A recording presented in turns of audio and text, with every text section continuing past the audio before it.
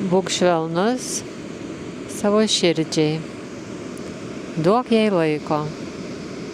Prieik arčiau, pabelsk tyliai.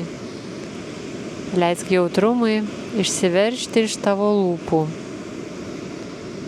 Padėk į šalį visą savo žinojimą. Pasitikėk. Pasitikėk.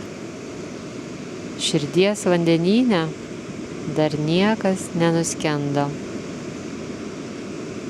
Būk švelnus savo širdžiai. Žodžiai Agnietės.